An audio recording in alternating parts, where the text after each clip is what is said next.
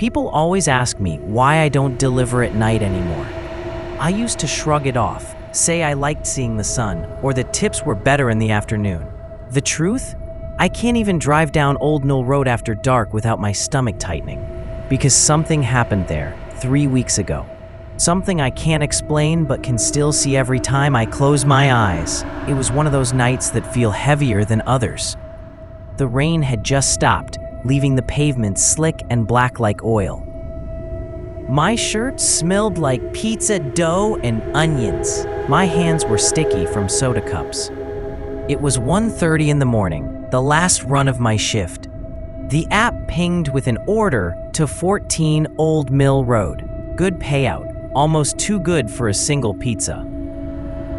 All I wanted was to drop it off, head home, and collapse into bed.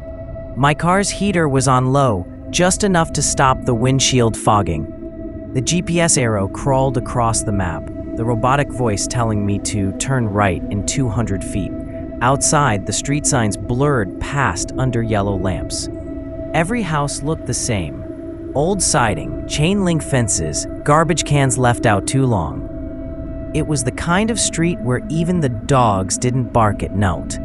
I slowed down, scanning numbers on mailboxes. 13. Good. The next one should be 14. But it wasn't. It was 15. A neat little white house with shutters. I frowned. Maybe I'd overshot. I circled back. 13, and then 15 again. No 14. Between them was not a house exactly, more like a wound. An empty lot overgrown with weeds, thorn bushes crawling up. An iron gate that sagged under its own rust. And in the middle of it, a structure. An old house, 2 stories, slumped like it was tired of standing. Boards nailed across most of the windows. No lights, no sign of life. My GPS pulsed insistently. You have arrived. The pin hovered dead center over the abandoned house. My chest tightened. I cut the engine and sat there listening to the tick of the cooling metal. The smell of wet leaves drifting in through a cracked window. I took a breath, called the customer. The phone rang 3 times, then a man picked up. His voice was normal, calm. "Oh, you're right outside," he said. "Don't worry, it's tricky. I'll wave from the window so you can see me." My stomach dropped. The only window facing the street wasn't on house 13 or 15. It was a single, top-floor window on the abandoned house where one of the boards was broken. And then I saw it, a hand. It was pale, long-fingered, pressed against the glass, and it waved slowly. Not friendly, not a hello.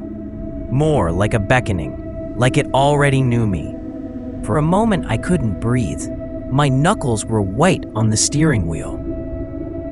The man's voice came through the phone again, tinny, cheerful. "See me? I'll come down." Something in me snapped. "No, it's fine," I blurted. "I'll just leave it by the mailbox." I hung up before he could answer. My hands shook as I grabbed the pizza. The air outside was colder than it should have been, damp and smelling faintly of metal. The gravel crunched under my shoes as I hurried to the mailbox for house 15. I plopped the box there, snapped a quick picture for proof, and half ran back to my car.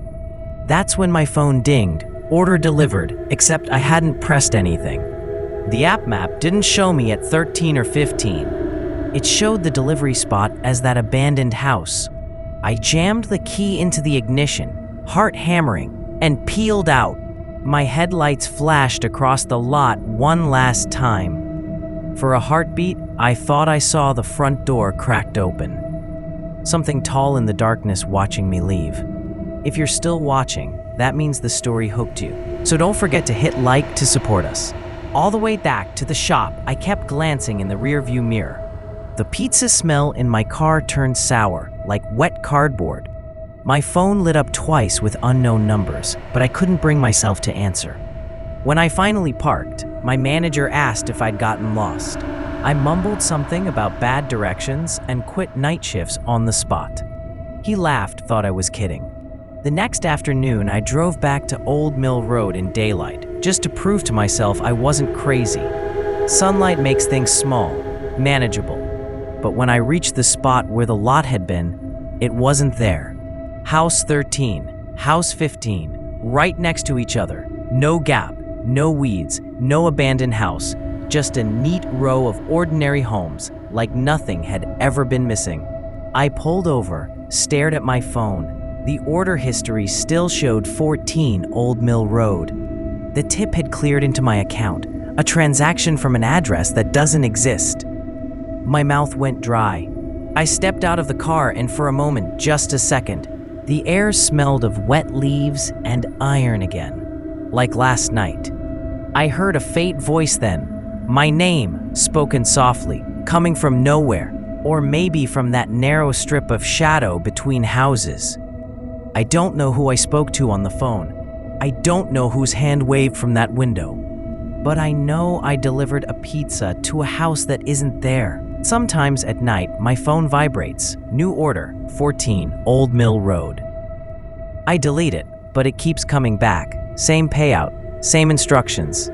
I haven't gone. Not yet. If you're still with me, remember this.